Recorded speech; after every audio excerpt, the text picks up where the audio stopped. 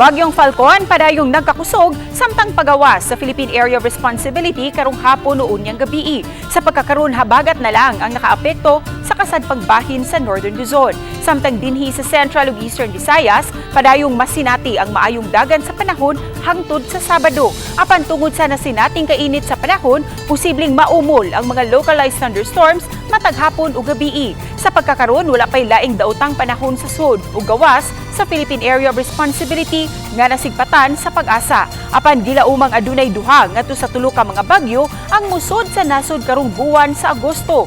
Subay niini, masinati pa ang near normal nga gidaghanon sa uwan nga mabubo dinhi sa Central Visayas sa buwan sa Agosto hangtod na sa Oktubre. Apan sugod Nobyembre, masinati na ang below normal nga gidaghanon sa uwan sa Central Visayas.